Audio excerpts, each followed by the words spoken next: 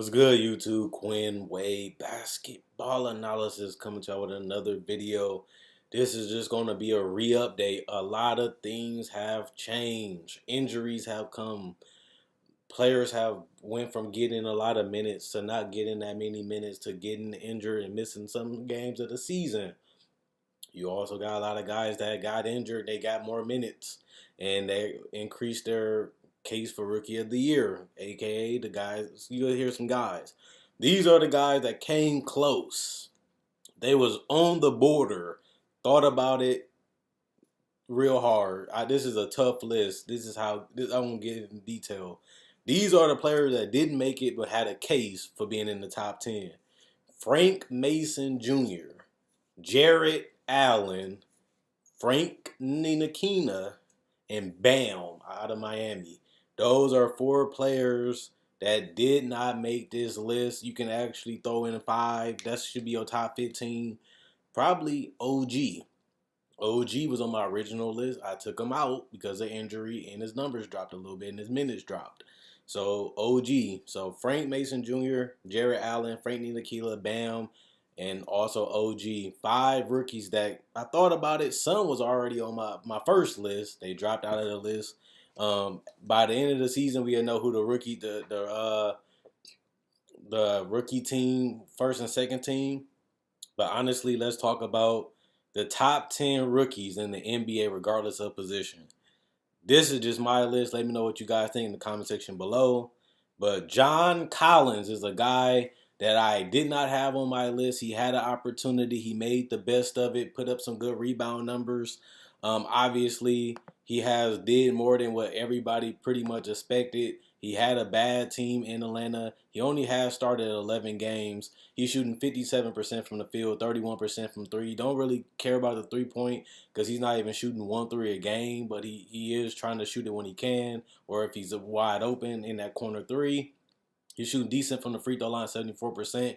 He's giving you 10 points and 7 rebounds, 1 assist and 1 block in only 23 minutes a game. Really 22, but is almost at 23. He'll be at 23 by the end of the season. Excellent player, has a lot of energy, a lot of hustle. He plays hard. He's showing that he wants it. He's showing that he wants to be a great player. He has been showing improvement throughout the year. Only bad part about it is he has a great coach, a championship level coach to me. Saddest part for him, he's just playing with a lot of players that don't have as much talent. And when you do play with that, it drops your numbers. It kind of drop your morale a little bit. And also, the game is harder when you don't have somebody that can help you out and create shots for you unless you become that player. 9. This is a guy that I didn't have on my original list because he shot so bad from the field and was in and out of the lineup. Josh Jackson. He made the list. Nobody got mad at me on the first list, but he's averaging 11 points a game. I expected a lot more out of Josh Jackson than what he has did, but he's only been, like I say, he's been in and out of lineup, been getting inconsistent minutes. He's getting 24 minutes a game, giving you 11 points, 4 rebounds, 1 assist, and shooting 41% from the field. The thing to me that changed and why I put him in this list, he's going back to his game. He's not trying to force up jumpers. He's not trying to launch a bunch of threes. He's not trying to show off like he was before, taking tough elbow jumpers, spot up threes, throwing up the three too quick. He just doing backdoor cuts, getting out in transition, having fun, using his athleticism. The reason why he's in there, because he was an elite cutter, a great finisher around the rim, and he can get out and run if you got to steal a rebound or you just pass it up the court. He's already there. And he's getting back to his roots when it comes to that. And you got to put Josh Jackson, he averaging double digits, giving you a couple of rebounds, and his efficiency has went up, and his playing time is going up, and he's making the best of his minutes. I can't really say that in the beginning of the season, but he's doing it a lot more lately these last 2 months. Fox and Ball, I have Fox at 8, Ball at 7. Fox has become better now that George Hill is gone. He was already making the case that he could be a top 10 rookie a couple months ago. I had him in my top 7. He always had solid numbers all season. He's just getting more consistent minutes. He's putting up some decent numbers for his position. And that's sad because he is at the best position right now that we have as the point guard. He's giving you 11 points, 4 assists, 2 rebounds, 74% from the free throw line, 34% from three, 41% from the field. He went up as the season has went on. The game is coming to him. He's attacking. He's getting more comfortable. He's getting more confident in that jump shot, the stop and pop jumper, and he's knocking down the threes when he has to. He's not forcing them up. He's not shooting too many. If he has it, he shoots it, and that's all you can ask for him from him is because you want him to be confident taking that shot. And if it's open, he's taking it. If it's not, he's turning it down. That's veteran, but that's smart that he's doing that because he knows it's not one of his biggest strengths. Lonzo Ball been in and out of the lineup too. Obviously, he missed a lot of games, but you still can't ignore that he's giving you 7 rebounds, 7 assists, and now he's giving you double-digit points. He's on a better streak this last couple games. His efficiency still needs to improve, but he had to fill out the NBA. He had to fill out how people guarded him, how they scouted him, how they was going to play him. He's doing the same thing as Fox. He's taking the threes. If you're going to give it to him, he's shooting them. He's getting to the basket. He's actually trying to score when he can instead of just holding the ball or getting a pick and running to the paint and kicking it out, not trying to finish, not trying to score. He just running to the rim just because he has to because the defense is forcing him to dribble, and he'll just kick it out, and it basically does nothing. He's actually finding shooters. He's being more patient, and he's taking the shots he should take. And I like that in Lonzo Ball. Jason Tatum has declined. I had him in my top 5 rookies, basically top 5 all season. He has took a little bit of a drop just because his numbers has been going down. A lot of players been stepping up like Greg Monroe, Terry Rozier, Marcus Smart is back. So that eats a lot of his touches up because they don't need him to do as much because they got a little bit deeper with Greg Monroe. Terry Rozier has been coming in producing, and they don't need Tatum to do as much as he could in the beginning. Plus, defense are starting to figure him out, and defense is starting to let him score off the dribble and take mid-range shots, and they're not giving them the three as much as they did in the beginning of the season. People starting to scout him, understand what he does best.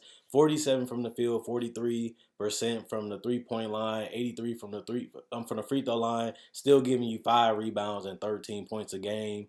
But like I said, he's been declining every single month a little bit, and he has to find a way to stay effective if he wants to be a star or even an all-star. He's going to have to be able to put numbers up consistently all season, and hopefully he can get better at that next year. But then again, Gordon Hayward might be back, and that might slide him to the bench, which could be good or bad for him, depending on how you take it and depending on how you prepare. 5 is Dennis Smith, a guy that I really wasn't that high on, but he still was in the top 10. I had him at 9 to Dallas. He got drafted 9 by Dallas, and it ended up being a good fit for him. It allowed him to grow. He has a championship coach. He has teammates that believe in him. They want him to take over. They want him to be confident. They want him to be aggressive. And you starting to see it more and more these last couple months and these last couple weeks. He's going for double-digit assists. He's giving you 20 points. He's getting to the basket. He's taking the three. He's getting confident in that pull-up jumper. And, the sky's the limit for this guy. He's a guy that was in the top 2 coming into the college season, dropped down to 9 in the draft, and now he's proven that he's going to be one of the stars in this draft. I had him going 9 anyway because I wasn't as high on him. And honestly, he moved up a little bit. Jason Tatum declined a little bit. Smith moved up a little bit. But I would have, if I had to judge the whole entire season, I might put Tatum 5 because he's been more consistent than Smith, and he has a higher field goal and 3-point percentage. But as an overall impact, I have to go with Smith because he has to go against the point guards. They rely on him to do a little bit more because they don't have as much talent as the Celtics, like Kyrie, like Al Horford. Then you still got Brown, you still got Morris, you still got the bench, and you also got Kyrie that can create shots for you. So Tatum's job is a little bit more easier than Smith.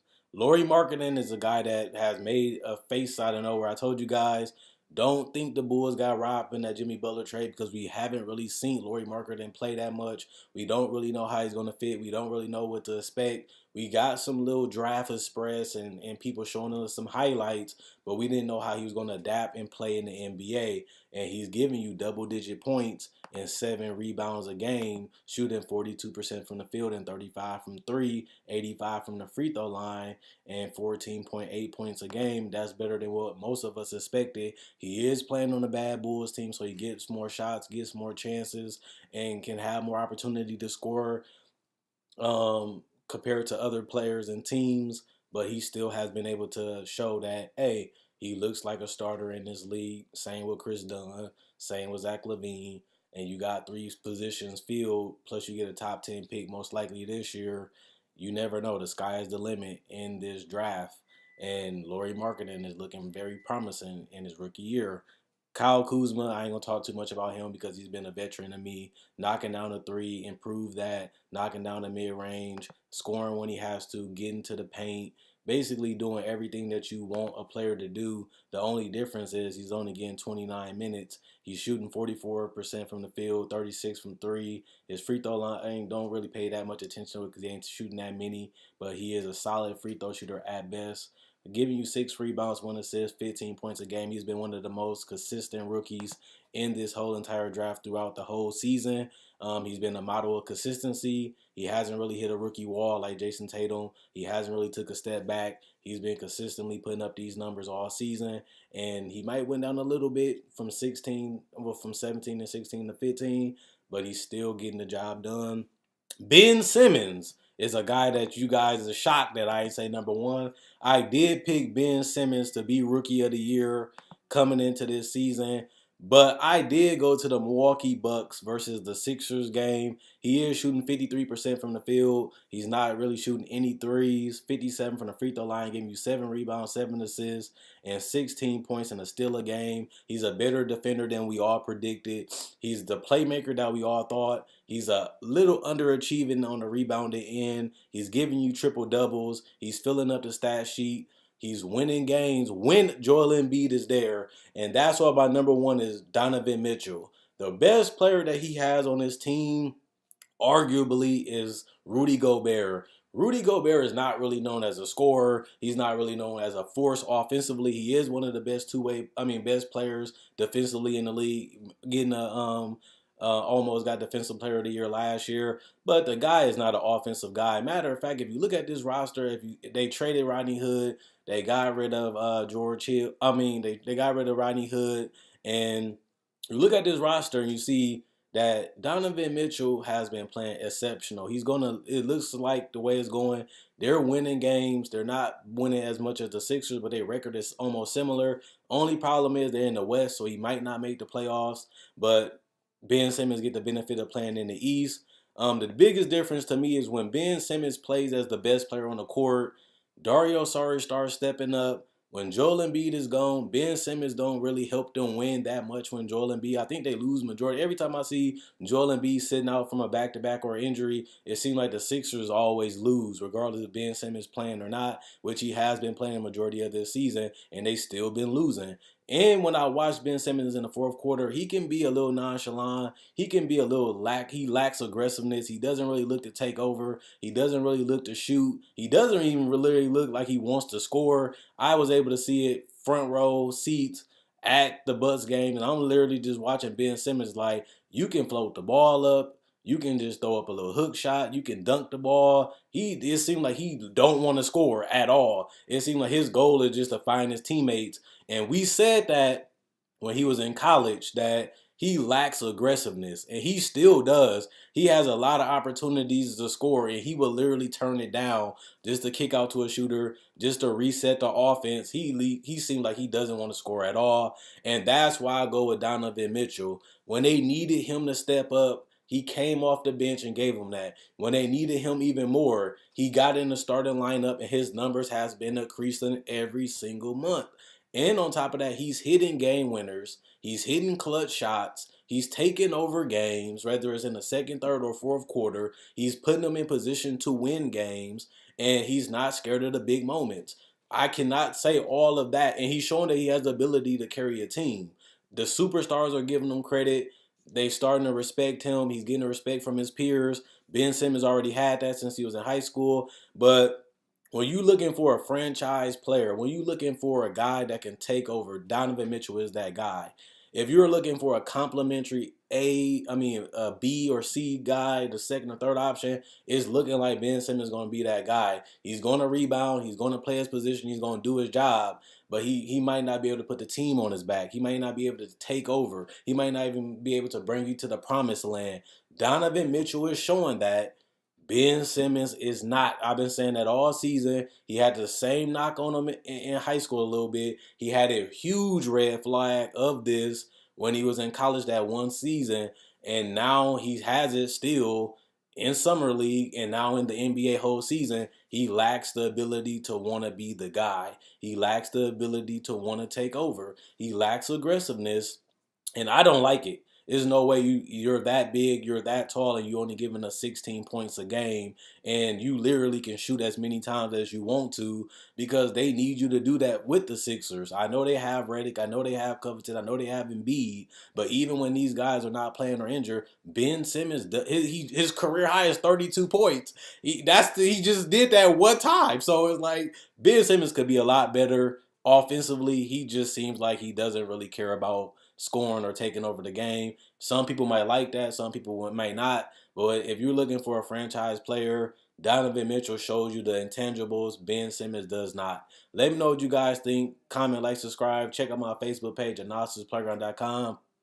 Link will be in the description in the comment section below. Check out my Facebook page, Analysis Playground. My website, AnalysisPlayground.com, my Facebook, AnalysisPlayground.com. But we'll be in the comment section and also in the description. Click that, send you to the website. Click that, send you to the Facebook page. I'm gone. Let me know who your top 10 rookies is, if you agree or disagree with the list. How you feel about Ben Simmons? How you feel about Donovan, Lauri Markkanen, Smith over Tatum? What you guys think? The Smith over Tatum, that's debatable. But I think Donovan Mitchell is showing superstar potential, while Ben Simmons is showing that he can be the second or third best player on your team. And that's not what I want in a number one draft pick. I want him to change the franchise, and he hasn't really done that when he has the opportunity.